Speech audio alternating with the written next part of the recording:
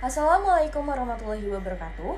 Perkenalkan, nama saya Nurlina Yulianti dengan NIM 0603 118232 8010 dari Program Studi Pendidikan Ekonomi, Fakultas Keguruan dan Ilmu Pendidikan, Universitas Sriwijaya.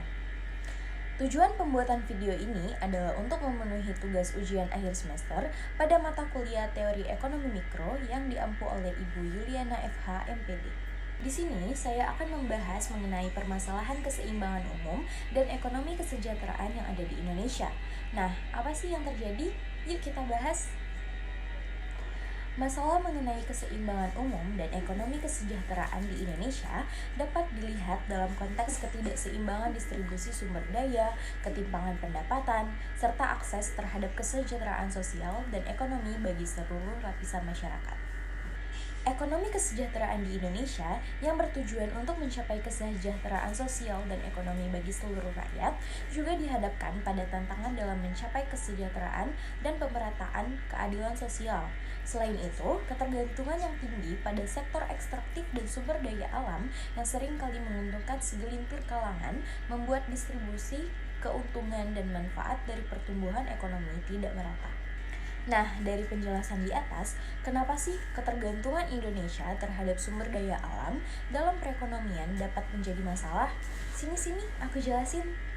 Negara Indonesia, salah satunya adalah pertanian, lalu ada juga peternakan, dan juga tentunya tambang. Di tengah gempuran banyaknya sumber daya yang ada di Kalimantan Timur, justru menyebabkan ketergantungan terhadap sumber daya alam yang ada di sana. Lalu, bagaimanakah pemerintah menyikapi ketergantungan yang ada? Pesaing kita, bahkan Vietnam yang paling dekat.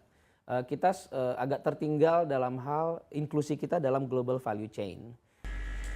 Jadi, ketergantungan Indonesia pada sumber daya alam atau SDA dalam perekonomian menjadi masalah karena terdapat beberapa faktor penyebabnya, yaitu yang pertama, rentan terhadap fluktuasi harga global.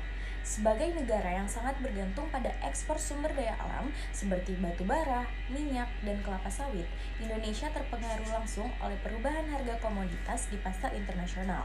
Ketika harga komoditas jatuh, maka pendapatan negara juga berkurang, yang dapat mempengaruhi kestabilan ekonomi dan anggaran negara. Yang kedua, ketergantungan pada sektor ekstraktif menghambat diversifikasi ekonomi. Sumber daya alam, meskipun memberikan kontribusi besar, cenderung tidak menciptakan nilai tambah yang tinggi dibandingkan dengan sektor manufaktur atau teknologi. Ketika ekonomi terlalu bergantung pada sektor ekstraktif atau sumber daya alam, maka peluang untuk mengembangkan sektor lain seperti industri, inovasi, atau jasa yang lebih bernilai tambah menjadi terbatas, sehingga potensi pertumbuhan jangka panjang pun ikut terhambat. Yang ketiga, pengelolaan sumber daya yang tidak optimal.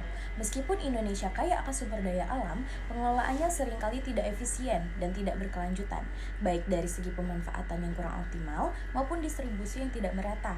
Seringkali kekayaan sumber daya alam tidak memberikan manfaat yang maksimal bagi seluruh rakyat Indonesia, tetapi justru terkonsentrasi pada segelintir kelompok atau korporasi besar sehingga memperburuk ketimpangan sosial dan ekonomi.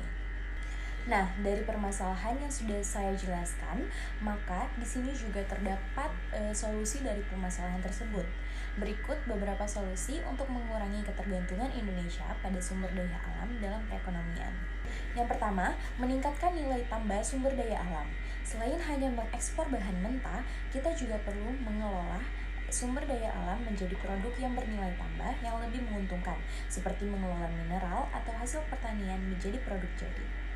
Yang kedua, peningkatan kualitas SDM atau sumber daya manusia.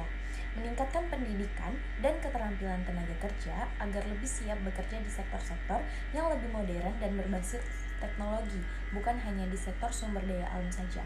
Ketiga, investasi di infrastruktur dan teknologi. Membangun infrastruktur yang mendukung sektor-sektor non-sumber daya alam seperti jaringan internet cepat dan energi terbarukan untuk membuka peluang baru dalam perekonomian. Yang keempat, memperluas ekspor non-sumber daya alam. Mendorong produk-produk olahan atau barang dengan teknologi tinggi untuk diekspor, bukan hanya mengandalkan komoditas alam saja. Yang kelima, dorongan inovasi dan riset.